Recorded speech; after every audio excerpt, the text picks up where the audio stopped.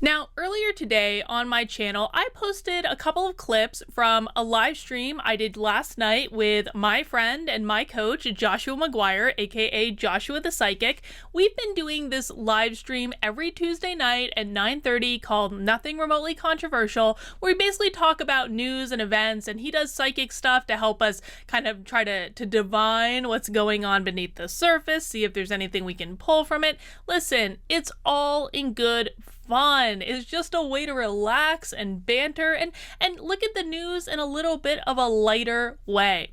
But some of you have gotten very offended in the comments. You're like, Carlin, you are a psychologist. How dare you talk about tarot cards and astrology, and you can't possibly believe in all of this nonsense? Well, here's what I need you to understand. First of all, I have never hidden the fact that I'm a little wacky. I do actually believe in a lot of these things. I've just seen it work too much in everyday life, and Joshua has been right about things that he had absolutely no business knowing too many times for me not to give it some sort of credence.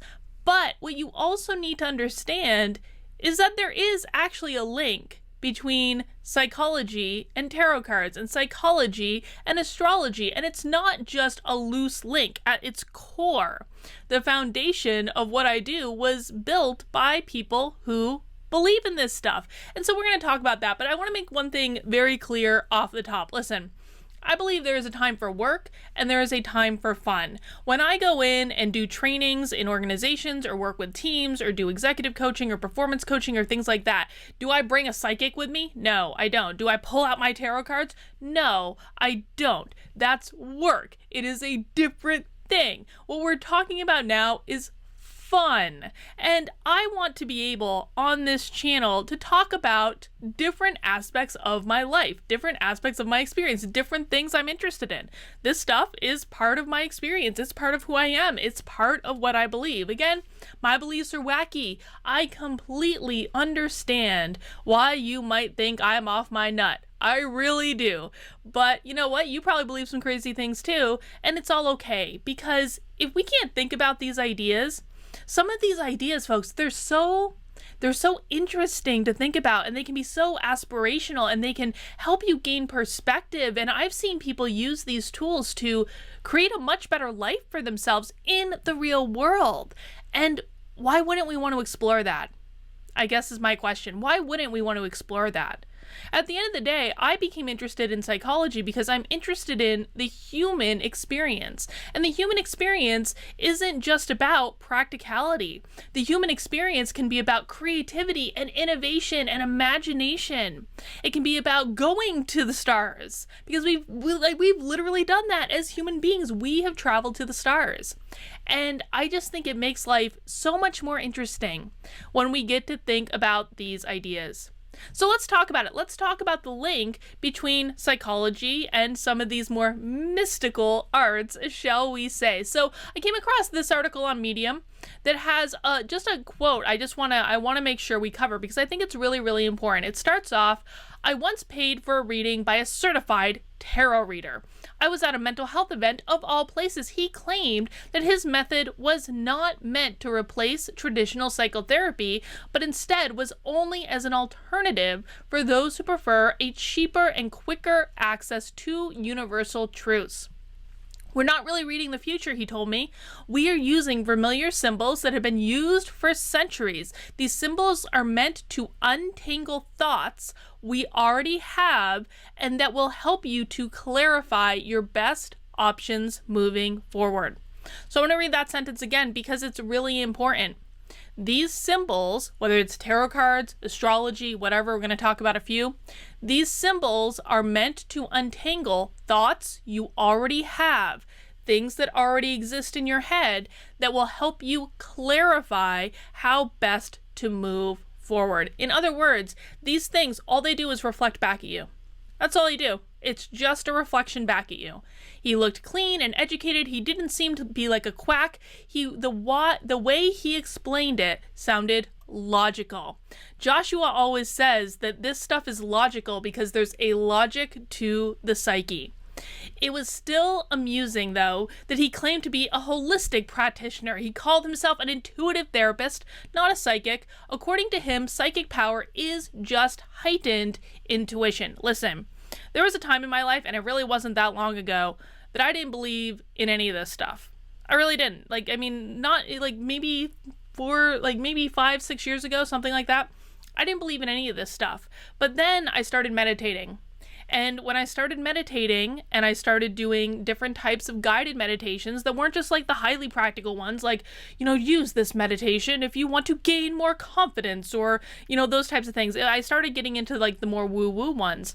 When I started doing that, my intuition started opening up. And I don't know how to explain this other than to say that it when it happens. For people who have had this experience, it when it happens. And all of a sudden, maybe not all of a sudden, but maybe more gradually, I started knowing things when I was talking to clients or, working with people that I really had no business knowing. That's the God honest truth.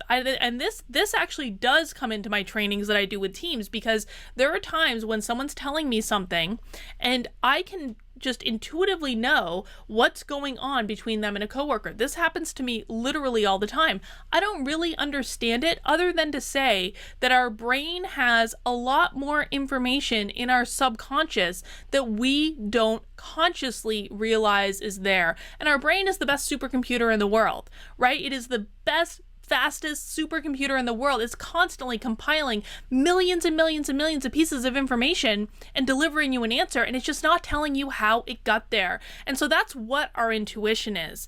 And my intuition started getting better and better and better. Now, is it still as good as someone's like Joshua's? No, Joshua's been doing this a long time. He's way better at it than me. But is it better than the average person? Yes. Does it allow me to intuitively know things that I have no business knowing? Yes. When I have an intuition about something, does it almost always turn out to be the truth? Yes. Absolutely. And you could say that, Carlin, that's logical, it's practical, you picked up on something without realizing it. I mean, fine, whatever. But it comes from somewhere. And that's what we're talking about here. So this article goes on to talk about this experience and then gets into psychologist Carl Jung. Well, who is Carl Jung, you ask? Carl Jung, according to Wikipedia, was a Swiss psychiatrist and psychoanalyst who founded analytical psychology. Jung's work was influential in the fields of psychiatry, anthropology, archaeology, literature, philosophy, and religious studies. Jung worked as a research scientist at a famous hospital that I'm not even going to try to pronounce. I'm sorry to anyone in Sweden. During this time, he came to the attention of Sigmund Freud, the founder of psychoanalysis. The two conducted a lengthy correspondence and collaborated for a while on a joint vision of human psychology. So, I'm reading this to you so that you know that Jung was no slacker, man.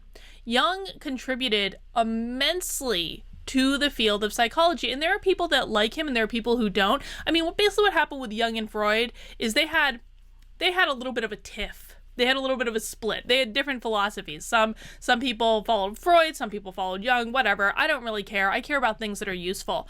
But this is not an uninfluential person. He had a tremendous amount of influence over a variety of disciplines. And guess what? Jung used tarot cards, baby. He did. Carl Jung, tarot cards provide doorways to the unconscious and maybe a way to predict the future. So how did Jung use these things? It is generally accepted that the standard deck of playing cards we use for everything from 3-card Monte to high-stakes Vegas poker evolved from tarot. Like our modern cards, the tarot deck has split into 4 suits with 10 pips or numbered cards in each. In the tarot deck, each suit has 4 court cards, king, queen, jack, and knight. The latter figure has mysteriously disappeared from today's playing cards, though examples of knight playing cards exist in the fossil record. The modern jack is a survival of the page cards in the tarot. The similarities between the two types of decks are significant, yet no one but except seems to consider using their gin rummy cards to tell the future. The eminent psychiatrist Carl Jung, however, might have done so. As Mary K. Greer explains in a 1933 lecture, Jung went on at length about his views on the tarot, noting the late medieval cards are really the origin of our pack of cards in which the red and the black symbolizes the opposites, and the division of the four, clubs, spades, diamonds, and hearts, also belong to the individual symbolism. These are psychological images. I'm going to say that again. These are psychological images, symbols with which one plays as an unconscious seems to play with its contents. The cards, says Jung, combine in certain ways, and the different combinations correspond to the playful development of mankind. Isn't that beautiful? The playful development of mankind. This too is how tarot works, with the added dimension of symbols or pictures of symbolic situations. The images, the hanged man, the tower, the sun, are a sort of archetypal ideas of a differentiated nature. So what that says is these represent archetypes. So this is the Fool. Listen, again, I am not an expert in the tarot. This is Joshua's game. But here's what I know about the Fool. The Fool is young, he's foolhardy, he's off on an adventure, he's wearing completely impractical clothes because he is not prepared for this adventure at all. He's having a great time wandering through the mountains. This might be like our naive young professionals, naive young people who are going out into the world when there's not a pandemic and when things are normal and just, lollygagging their way through life. I know I was like this when I was younger, when I didn't have the burdens, when I didn't have the fear that I've amassed as an adult. And look at this. I mean, the Fool is so into just his journey through life. He's literally about to walk off cliff, right? And the dog is there with him. But here's the thing. It's like, we don't know what's beyond that cliff. We don't know. Maybe there's another ledge and he's going to jump down and he's going to be just fine. We don't know. And so that's kind of what we see here. It's that young, kind of like naive person that's just following their bliss, doing all those things. Wouldn't we all love to be back at that time? That's the idea this evokes. It's not crazy, right? We've all been there. Thus far, Jung hasn't said anything many orthodox Jungian psychologists would find disagreeable, but he goes even further and claims that indeed we can predict the future when we know how the present moment evolved from the past. He called for an intuitive method that has the purpose of understanding the flow of life, possibly even predicting future events, at all events lending itself to a reading of the conditions of the present moment. This is important. So what he's saying is that if we can assess the conditions from the past that led us to this present moment, then we set ourselves up to predict what might happen in the future, because human beings are creatures of habit. If nothing else, we are creatures of habit. If you can assess how a person got to where they are, it stands to reason that they're not going to instantly change their behavior in the future. Sometimes it happens. Sometimes I have to work with people to make that happen. But oftentimes people will repeat the same patterns over and over and over again because they're comfortable with what got them there. Whether it's good for them or bad for them, they get into a comfort zone with it. An analyst recounts in her book, Jung suggested having people engage in divinatory procedure, throwing the I Ching, laying the tarot cards, consulting the Mexican divination calendar, having a transit horoscope, or a geometric reading done. Content seemed to matter much less than form, invoking the I'm not going to try to pronounce that word, I'm sorry. Jung notes in his lecture, man has always felt the need of finding an access through the unconscious to the meaning of an actual condition, because there is a sort of correspondence or a likeness between the prevailing conditions and the conditions of the collective unconsciousness. Then we see some more tarot cards. What he aimed at through the use of divination was to accelerate the process of individuation, the move towards wholeness and integrity by means of playful combinations of archetypes. There's that word again, playful combinations of archetypes.